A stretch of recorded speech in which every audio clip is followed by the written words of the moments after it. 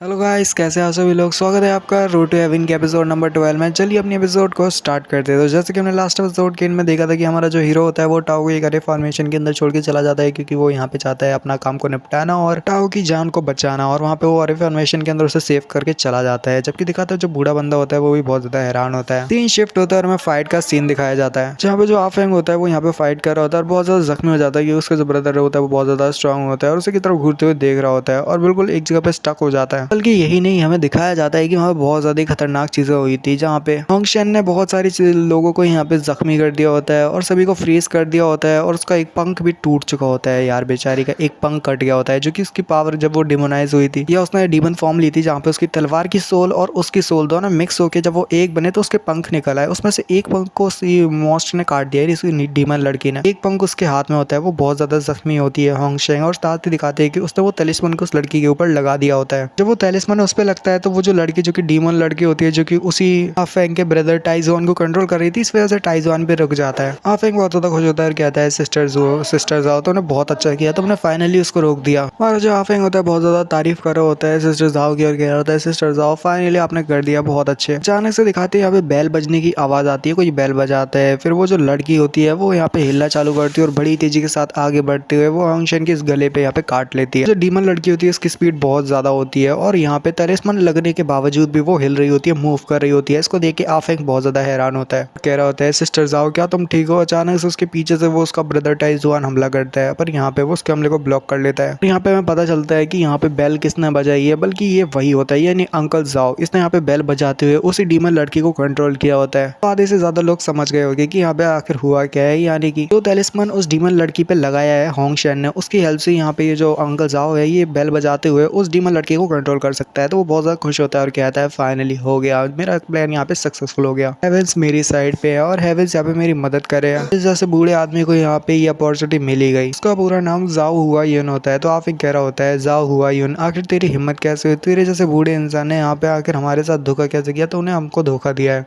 आफेंग बोल रहा होता है कि जरा मेरे को बताओ कि तुमने यहाँ पे ओल्ड मैन हमें बिट्रे क्यों किया, हमें धोखा क्यों दिया। जबकि वो जो ओल्ड मैन होता है वो कह रहा होता है मैंने तुम्हें धोखा दिया, ऐसा तो यहाँ पे बोलना है मत, मैंने यहाँ पे किसी को भी धोखा नहीं दिया। मैं यहाँ पे उसी तरह से चल रहा हूँ जैसे तुम्हारी तरह से चल रहा हूँ। जैसे तुमने मेरे को पैसे दिए यहाँ पे काम करने के लिए, तो मैंने आधा से तुम्हारा यहाँ पे हेल्प कर दिया। पर यहाँ पे दिक्कत ये है कि तुम लोगों की यहाँ पे मेरे को खरीदने में, मेरे को मतलब पैसे देने में थोड़ी सी दिक्कत हो गई, थोड़ी सी देरी हो गई। तुम लोगों ने मेरे को प्रोवाइड यहाँ पे मनी किया जिससे मैं यहाँ पे तुम्हारा काम करूँ और तुम्हारी हेल्प करूँ इस सब में, क्योंकि ये एक तरह से बिजनेस ही है जो कि पैसे देने की बात किया जाता है। तो क्या तुम इसकी वैल्यू जानते हो कि ये कितनी ज्यादा स्ट्रांग है। और इस ओल्ड मैन ने तो पहले ही यहाँ पे किसी के साथ डील कर ली है, किसी ऐसे बंदे के साथ जो कि चाहता था कि मैं यहाँ पे किसी चीज को रिट्राइव करूँ, जिंदा करूँ, जो कि टॉम्ब के अंदर से थी और उसके मैं पूरी तरह से कंट्रोल करूँ। तो मैं बिल्कुल वैसे ही कर रहा हूँ, क्योंकि जो पहले आता है उसी को सर्व मतलब मैं करता हूँ, उसकी यहाँ पे हेल्प करता हूँ। और जो बंदा जो कि यहाँ पे मेरे को कंट्रोल कर रहा है, बोल सकते हो जिसने मेरे को इस सब के लिए पैसे दिए, वो बंदा मेरे को बहुत ज्यादा मोटी रकम दे रहा है। तो मेरे को तो ये करना ही था और मुझे उस बंदे ने काम दिया है कि मेरे को कंट्रोल करते हुए इसको यहाँ पे वहां तक लेके जाना है, इस चीज को उस जगह तक लेके जाना है जहाँ पे मेरे को वो बंदे ने बताया। क्योंकि मुझे पहले जो काम देता है उसी को पहले ही सर्व करने का मौका मिलता है, ना कि दूसरे वाले को। और मैं तुम्हें बता दूं कि इसका जो पूरा नाम है वो जाओ है ही नहीं, ये जाओ तो है बिल्कुल नहीं है, यानी कि इसका जो सर नेम है वो जाओ है ही नहीं। आफेंग कह रहा होता है कि ओल्ड मैन जाओ, आखिर तुम्हारी हिम्मत कैसी। तो ये बिल्कुल एक धोखा देने की तरह ही हुआ। जबकि जाओ कह रहा होता है कि नहीं, ये धोखा देना तो बिल्कुल भी नहीं हुआ, क्योंकि जो पहले आता है उसी को पहले सर्व करने का होता है। अचानक से दिखाते हैं जो जाओ होता है वो साइड में देखता है, जहाँ पे बड़ी तेजी के साथ जो वो होती है होंगशेन बड़ी तेजी के साथ उसका गले को तोड़ने के लिए आती है। पर अचानक से जो वो होती है ज़ॉम्बी डीमन विच, वो आगे बढ़ती है और अपनी वो जड़ों को निकालती है, उसे रोक लेती है और इतनी स्पीड के साथ रोक लेती है कि यहाँ पे जो वो बूढ़ा बंदा होता है बार बार बच जाता है। थोड़ा सा पीछे हटता है और कहता है अरे यार मैं तो बार बार बच गया, मेरे को लगा था कि तुम यहाँ पे आज मेरे को मार ही डालोगी, और सोचा नहीं था कि अभी भी तुम्हारे पास इतनी स्ट्रेंथ है कि तुम यहाँ पे मेरे इतना ज्यादा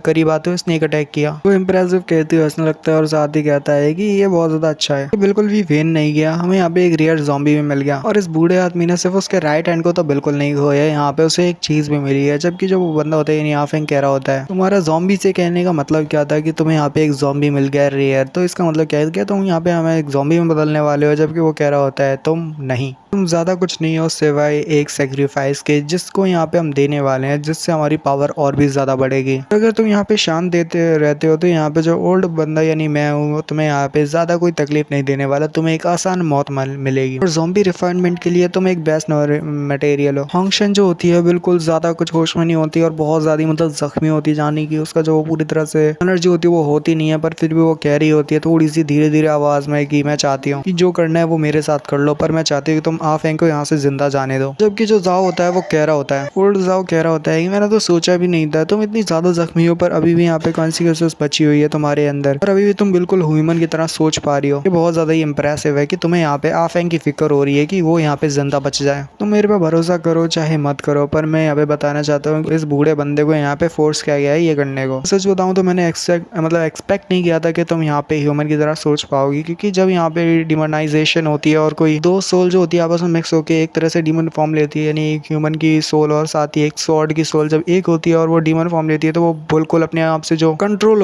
होता है वो खो देती है। और डीमन बनने के बाद वो सिर्फ यही सोचती है कि उसके सामने वाले जितने भी लोग हैं उन सभी को मारना है। और मैं ही बंदा नहीं हूँ जिसने यहाँ पे इस सब को विटनेस किया और पहली बार देखा है। स्पिरिट इन्फ्यूजन टेक्निक जो कि जाओ फैमिली की टेक्निक है, तो पास्ट की कुछ चीजें बताने लगता है जहाँ पे 20 साल पहले वो गया हुआ था लॉ एनफोर्समेंट के साथ कुछ टीम के साथ, क्योंकि यहाँ पे उसे काम करना था जो कि डीमन एक्सटर्मिनेशन जॉब थी। अगर उसको करते तो यहाँ पे उसे 100 से टेल्स ऑफ सिल्वर के कॉइन्स मिलते, तो इससे वो मतलब थोड़ा पैसे आ जाते उसके बाद। तो पैसे की कमी की वजह से उसे ये काम करना था, ये जॉब करनी थी। और इन्हीं में से एक ऑपरेशन में जिसमें मैंने पार्टिसिपेट लिया था, उस ऑपरेशन को जो हेड कर रहा था, सॉरी लीड कर रहा था, उसका जो हेड था वो यहाँ पे जाओ फैमिली से था। उसे वेस्ट कंट्री का टाइगर भी बुलाते हैं जो कि जाओ किंग जी है। सारे लोग उसे वेस्ट कंट्री के टाइगर के नाम से जानते हैं जो कि किंग जी है, पर उसका जो रियल नेम है वो जाओ किंग डिंग है, क्योंकि तुम्हारी जाओ फैमिली का हेड भी है। और क्योंकि मैं यहाँ पे 20 साल पहले की बात कर रहा हूँ तो उस टाइम पे ये लीडर नहीं था, उसके बाद ही लीडर बना था। तो साथ ही जब हमारा जो पूरी टीम वगैरह जो थी वो यहाँ पे चलती हुई जा रही थी, किसी को भी नहीं पता था कि आखिर उनका मिशन क्या था। हमारा काम था यहाँ पे किसी एक बंदे को खत्म करना हो, पर यहाँ पे क्लियरली किसी को नहीं बताया गया था कि आखिर कौन है, क्या सीन है, कहाँ पे जाना है, ठीक से क्या करना है। बस इतना पता था कि यहाँ पे किसी की जान लेनी है, हम सभी को मिल गए। मैं से यहाँ पे किसी को नहीं पता था क्योंकि ये जो मिशन था, ये जो ऑर्डर आए हुए थे ये हायर अप्स की तरफ से थे, लॉ एनफोर्समेंट की तरफ से। यहाँ पे और भी गार्ड्स आ गए और यहाँ पे और भी मतलब लोग थे, यानी कि 30 और 40 के करीब और भी ज्यादा लोग हमारी टीम में जुड़ चुके थे, क्योंकि यहाँ पे हमें किसी बंदे को मारना था। तो इसकी वजह से पता नहीं क्यों और भी यहाँ पे जुड़ते जा रहे थे और भी लोग आते जा रहे थे। तो क्योंकि यहाँ पे 30 से 40 लोग हमारी ग्रुप में जब जुड़ गए तो यहाँ पे जो बाकी के जो लोग थे यहाँ पे खुश हो गए, क्योंकि उन्हें लग रहा था कि यहाँ पे इतने से लोग के साथ जाने के बाद तो हम पक्का वहाँ पे मारे जाएंगे। पर यहाँ पे जब थोड़े से और लोग जुड़े तो यहाँ पे रिलैक्स हो गए बाकी के लोग, क्योंकि यहाँ पे उन्हें लग रहा था कि वहाँ पे वो सेफ रहेंगे, कोई दिक्कत नहीं होगी। उस समय बाद उसी पर्सन को हमने ढूंढ निकाला जिसको यहाँ पे हम मारने के लिए गए हुए थे, जिसको हमें एक्सटर्मिनेट करना था, मारना था। वो एक तरह का कल्टिवेटर था जो कि मिंगजू था। मिंगजू कल्टिवेटर नाम का वो जो बंदा था बहुत ज्यादा पावरफुल था। वो डाओ प्रोफेशिएंट कल्टिवेटर था जिसकी जो कल्टिवेशन थी वो डाओ प्रोफेशिएंट तक थी। और फिर जो बंदा होता है वो यहाँ पे उन सभी के सामने खड़ा हुआ होता है, और यहाँ पे जो जितने भी लोग होते हैं जो कि जाओ फैमिली से होते हैं और जिसके अंदर वही बंदा होता है, यानी कि ओल्ड जाओ या अंकल जाओ जो कि सारी स्टोरी बता रहा होता है, उन सभी जो टीम थी वो यहाँ पे इस बंदे के सामने आके रुक गई। तो ये बंदा बोलता है कि आखिर तुम्हारी इंटेंशन क्या है, भला तुमने मेरे रास्ते को क्यों ब्लॉक किया है। अंकल जाओ की टीम में दिखाते हैं वहाँ पे कुछ ज़ॉम्बीज़ जो होते हैं उनको भी यहाँ पे कंट्रोल कर रहे होते हैं। अंकल जाओ ज़ॉम्बीज़ के बारे में बताते हैं कि ये जो ज़ॉम्बीज़ थे ये हमारी टीम में थे, क्योंकि हम यहाँ पे इनको कंट्रोल कर सकते हैं, तो ये हमारी टीम में हमने इनको ले लिया था। इस ज़ॉम्बीज़ को रिफाइन करना और अपनी तरफ कंट्रोल करना ये बहुत ज़्यादा ही मुश्किल था। तो यहीं पे ये वाले एपिसोड का एंड होता है। एंजॉय, लाइक अगर आपको पसंद आता है, मिलते अगली वीडियो में। तो गुड बाय बाय।